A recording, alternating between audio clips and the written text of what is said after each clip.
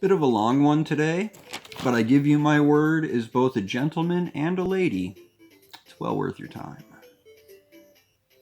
Now, many of you may think that I'm a vegan because I love animals. Hell, I love them so much I wear them around my neck. Many of you may think I'm a vegan because I care about the environment. Many of you may think I'm a vegan because of some other hippie bullshit.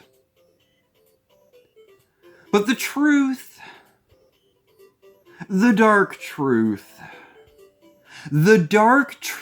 that rots my very soul is that veganism is my penance. You see, dear viewers, I once beat a duck to death in a pointless act of violence that would make Hitler cringe. It was a sunny summer Sunday afternoon, and I decided to treat myself to one of the small pleasures that keeps me from hanging myself in the change room at the local YMCA. That's right, friendos. I was off to find me a barely legal Malaysian hooker. Unfortunately, Zara wasn't hanging out at any of her usual spots. As plans will go awry. What can I say? It's a well-known fact that I always carry a bag of breadcrumbs on me. Because you never know. And now was as good of time as any to take advantage. Off to the park I went. Off to the park to feed the ducks. And as I was in the act of doing that very thing, one duck in particular caught my eye. He was bulbous. He was beautiful. If God was a duck, God would be this very duck. And I said to myself, hey, Steve. Call myself Steve when I talk to myself because it makes me seem less crazy than I actually am. I says, hey, Steve. That duck would make a great pillow. And so I formulated a plan.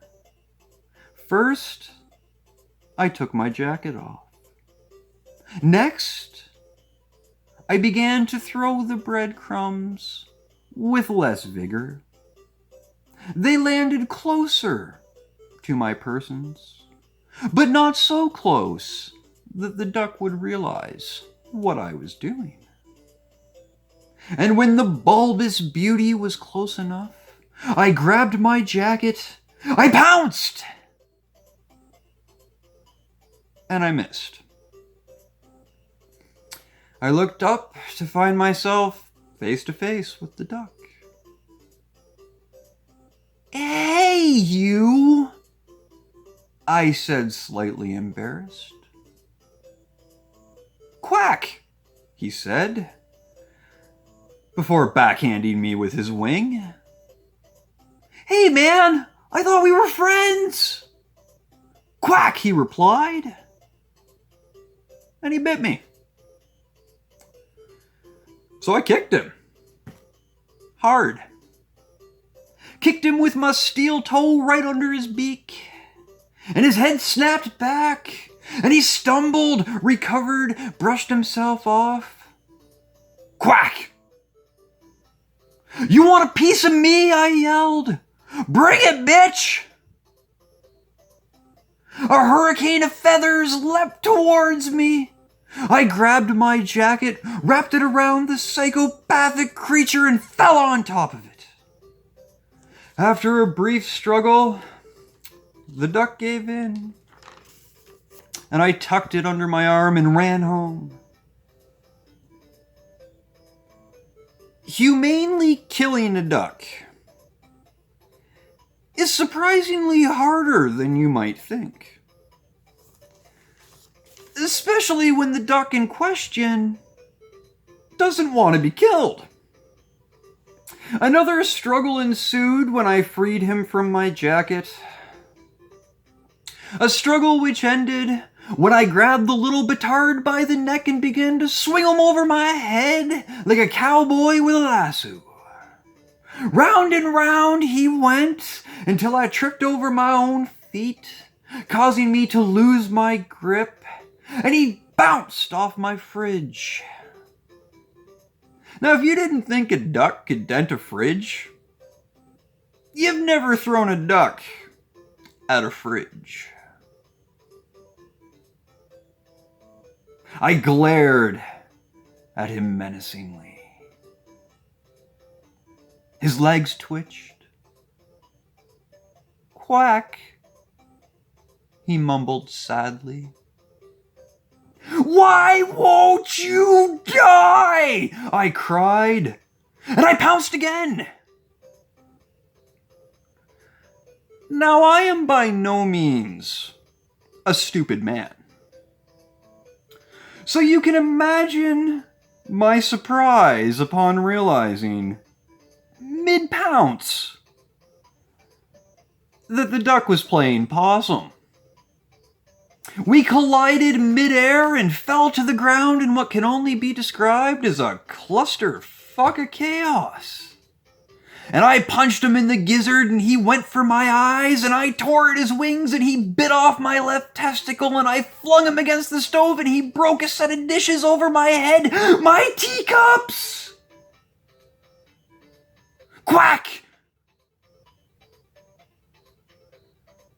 For reasons I've never fully been able to understand, there was a coconut in my kitchen.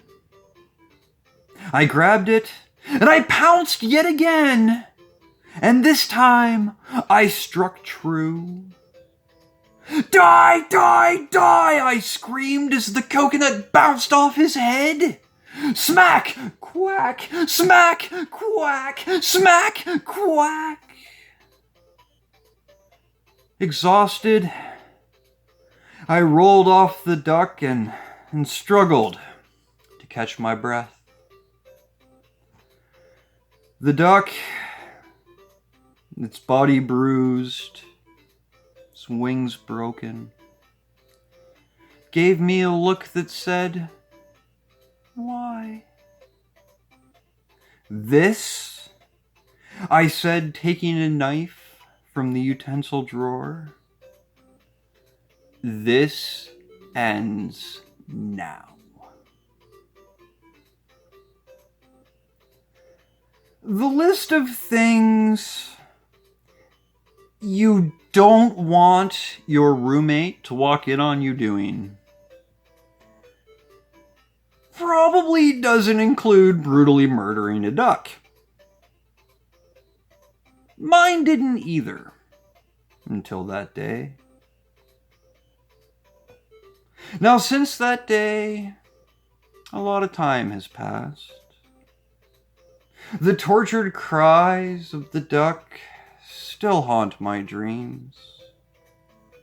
Every night, I awake screaming, my sheets soaked in what I'm gonna tell you is sweat. The scars on my soul may never heal,